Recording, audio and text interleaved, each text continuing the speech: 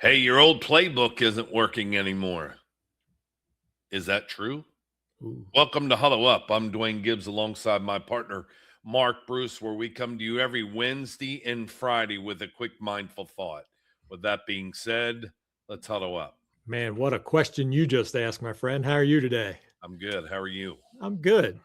So let's talk to salespeople today that are listening because we're seeing something right now that a lot of reps who've been crushing it for 5 years or crushing it 5 years ago are struggling a little bit today, and they can't quite figure out why.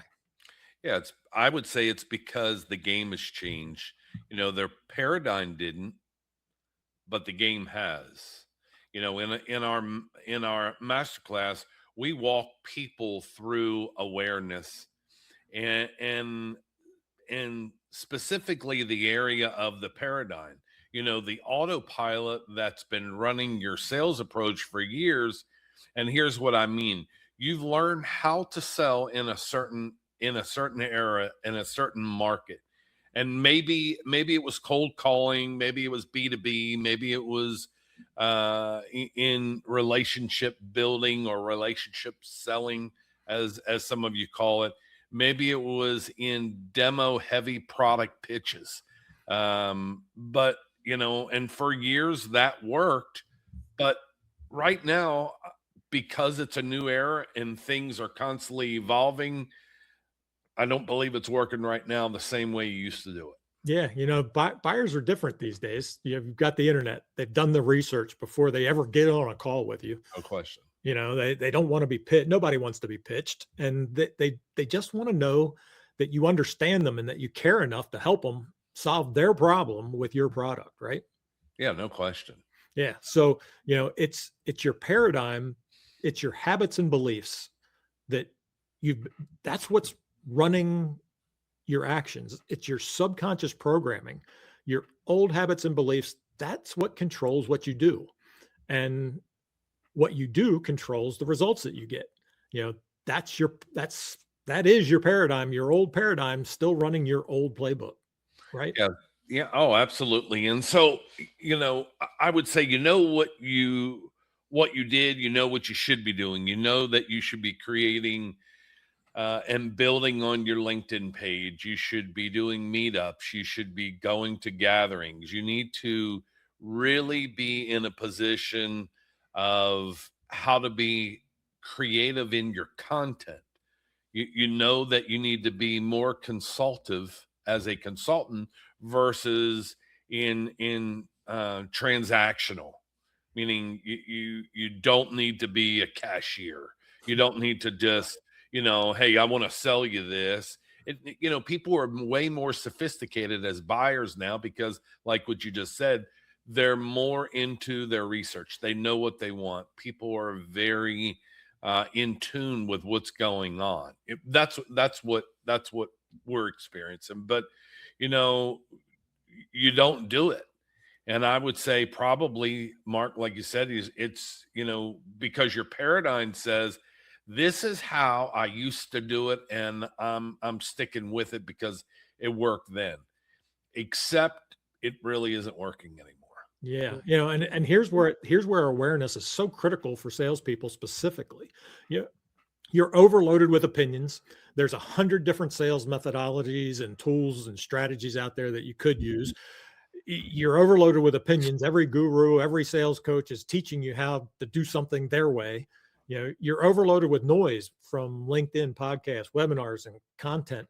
You're so if you're a salesperson looking to reinvent yourself, awareness is step two. You have to become aware of the paradigm that's running your behavior.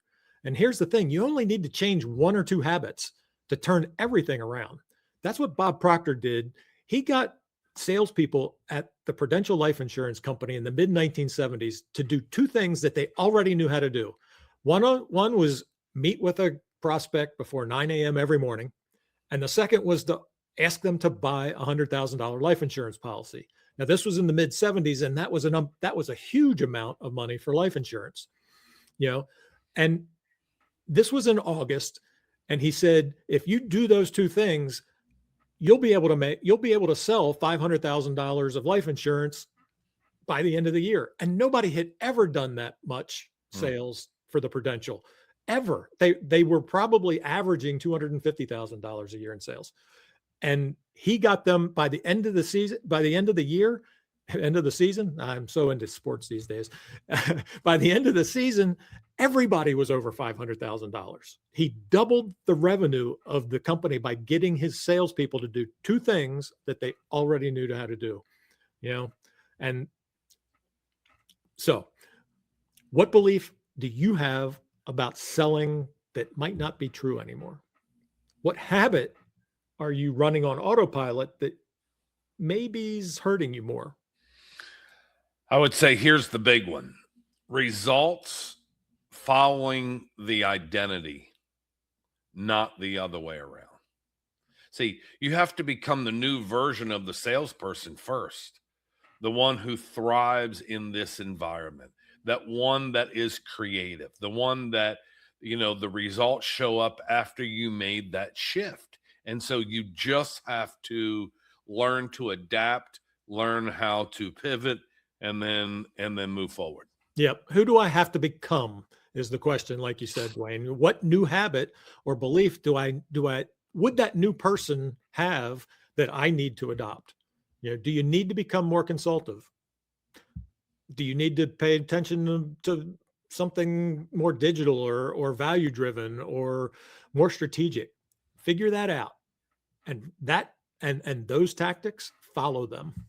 Yeah, because you can't outwork a paradigm that's working against you. You have to become aware of that first, then you can change it. That's the only way. Yep. Hey, listen, we appreciate you, the listener, to tuning into this episode. Join us every Wednesday and Friday as we come to you with a quick mindful thought. Also, join us every Monday as we do our Huddle for Success podcast that lasts anywhere from 20 to 30 minutes. Typically, we have information and content that we bring. Sometimes we also have guests that we have had on previous episodes and or new guests from time to time. So like, share, leave a comment. If you know of someone that could find this information valuable, share it with them. We'd love to hear your comment, their comment as well. So with that being said, enjoy the rest of your day. We'll see you on the next episode of Huddle Up. And with that being said, stay huddled up. Thank you for joining us on this episode of Huddle Up, where we come to you every Wednesday and Friday. Like, share, and subscribe, and follow us on YouTube and on social media. If you find this information helpful, share this with someone that you know. We'll see you next time on Huddle Up.